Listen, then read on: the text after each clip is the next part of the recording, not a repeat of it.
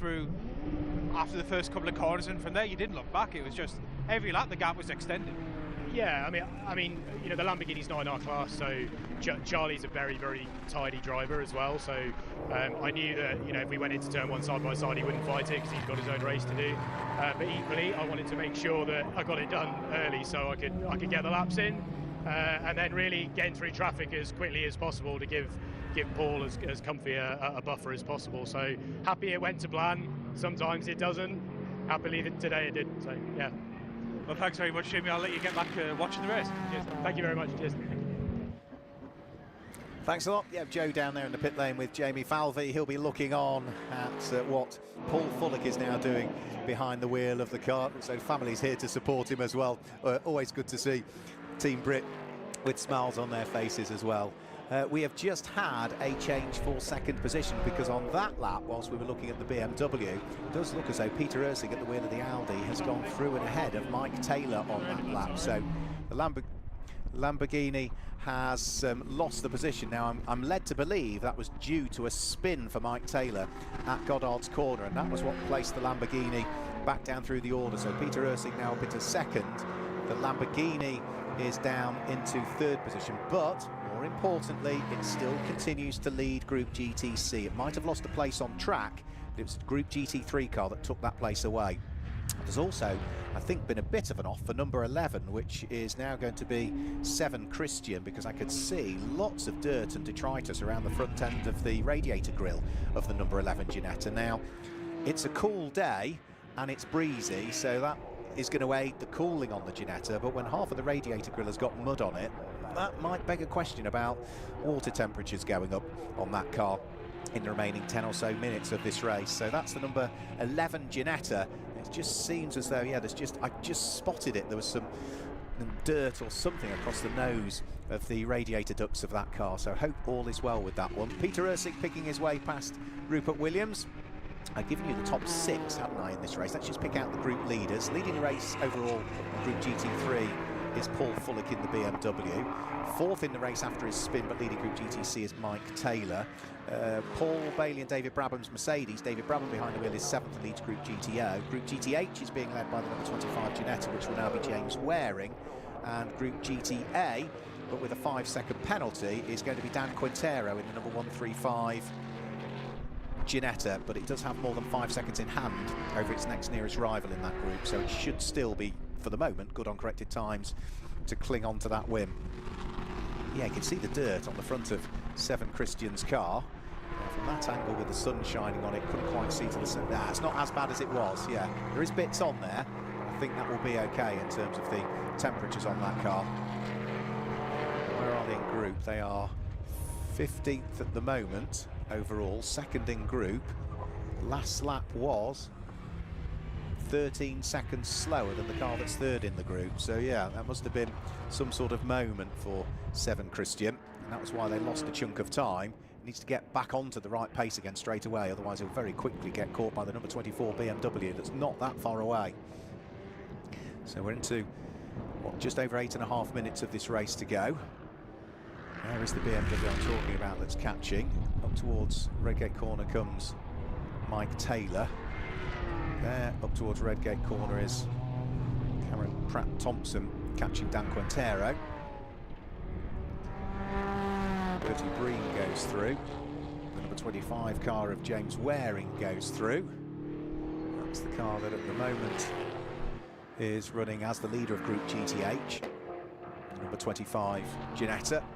So that will please Simon Griffiths and the Innovation Racing team. Down through the left-hander at the old hairpin, and as they accelerate their way up the hill, I think we should be able to go down to chat to the driver that's just hopped out of that very car. Sam Branson, I think, is down in the pit lane with Joe.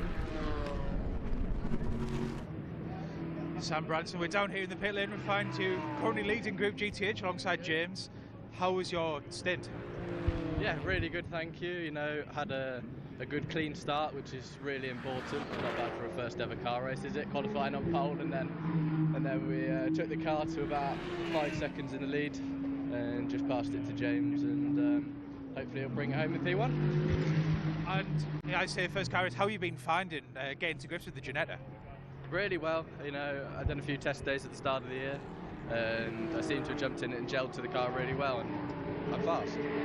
And obviously 50 minutes today, it's 100 minutes tomorrow. How are you looking forward to the 100 minutes? I'm always looking forward to going racing. I think it'll be a good challenge, you know, spending that much time in a car, because you get really hot. I mean, I'm sweating now, and no, I look forward to it. It'll be a good challenge.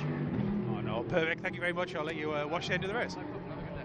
Thank you. Thanks, Joe. Good to catch up with Sam Branston as well. He'll be cheering on James Waring.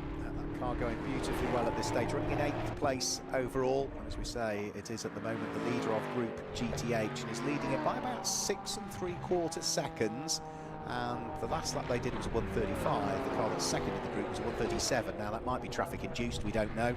You can see there, and James Waring was on the very edge of adhesion actually. Our Group GTO leading car is the number 28 Mercedes in the hands of David Brabham.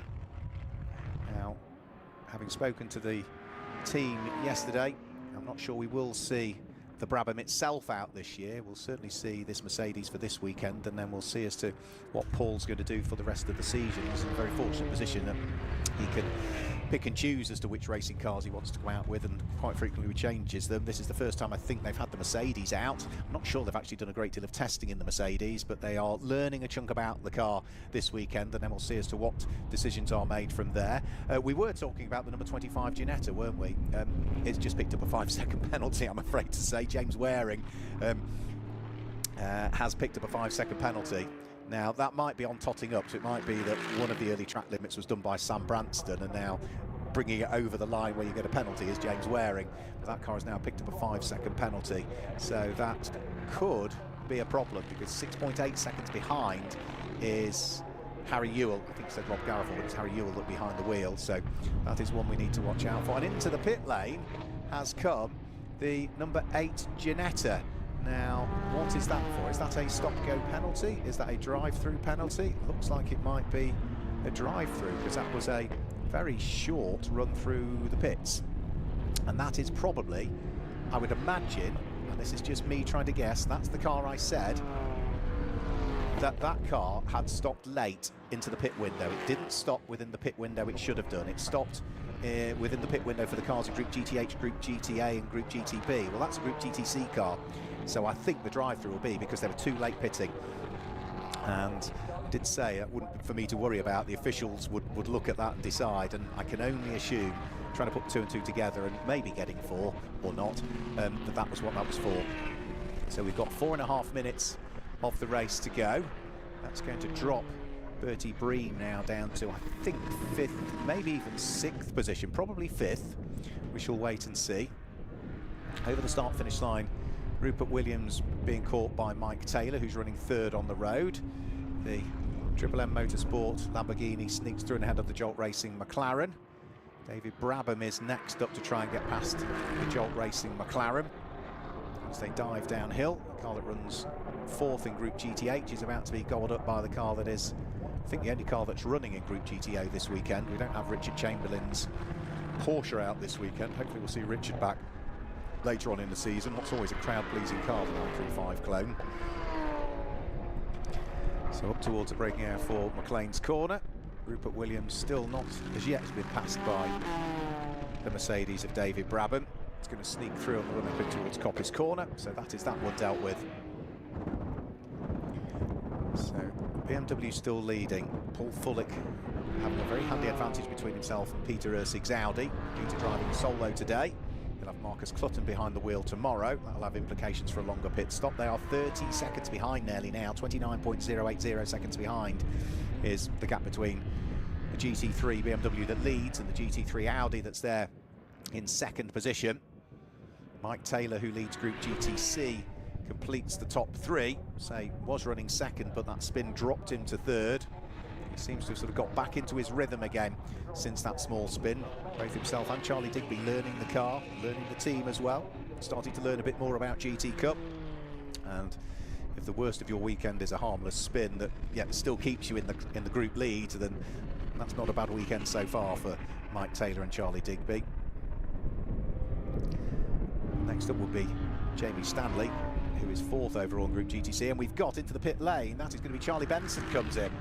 So Charlie Benson is in. The team were expecting the car to come in, and on the basis they're not stopping down where the penalty box would be, right down near where the pit lane parks, that must be some sort of problem with the car, because it is limping its way very slowly down the pit lane. And I do wonder whether there might be a problem with the front left of that car, because it does look slightly low on that side, but it may well be that's a bit, I know, the car sort of stuttering on pit lane. That looks more like a mechanical issue with the car to me, and that's a huge shame for them. So they're now dropping like a stone down through the order, and so frustrating when there's only a couple of minutes to go. I hope it's not a fuel problem where they've maybe not got enough fuel in the car, because that would be a bitter pill to swallow.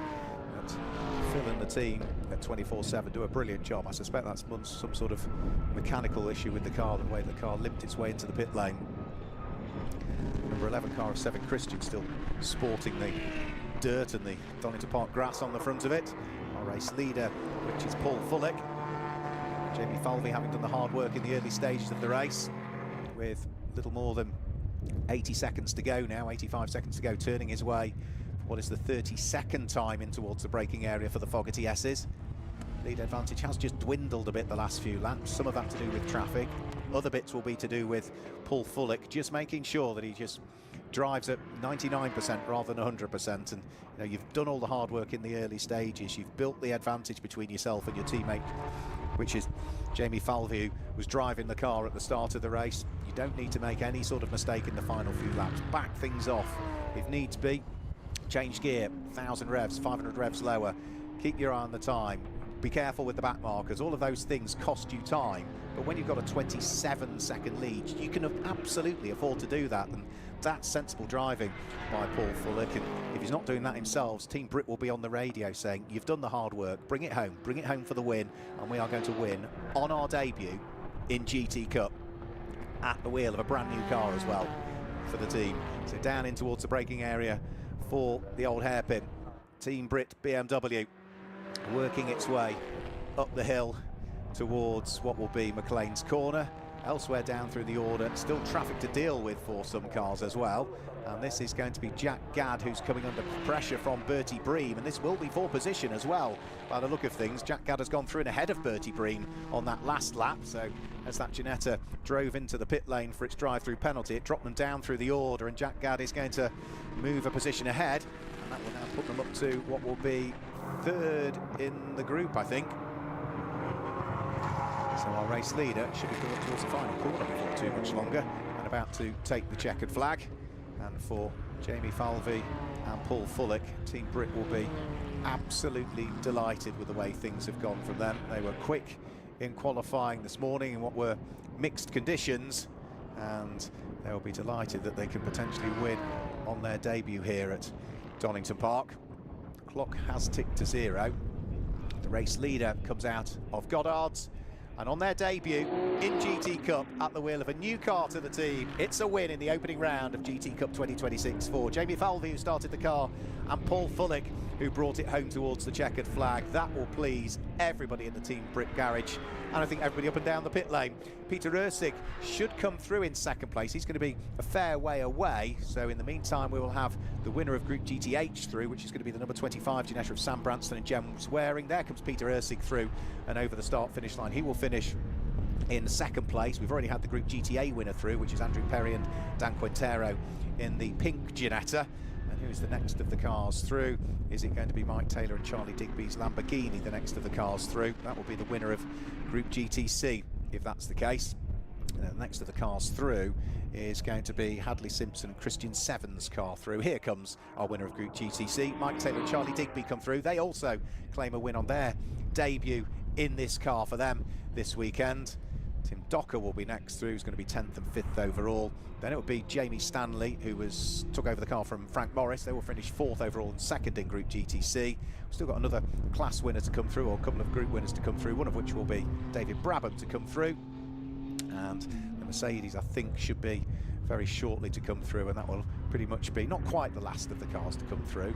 Just wondering, has our race leader seen the checkered flag, Paul Fullick? Because he still looks pretty lit on this final lap, as though maybe he didn't quite see the checkered flag coming out. has he just been enjoying his slowdown lap? No, he did see it. He was still enjoying his slowdown lap. And I think that's everybody now through to take the checkered flag. And I think everybody saw the checkered flag, barring the one car that with 2 minutes to go, I'm afraid, dived for the pit lane. That was poor old Ben Taylor and Charlie Benson, who was the driver at the time. So Team Brit make their way in towards the pit lane. There is the flash of lights because the pit lane speed limiter is engaged, but there is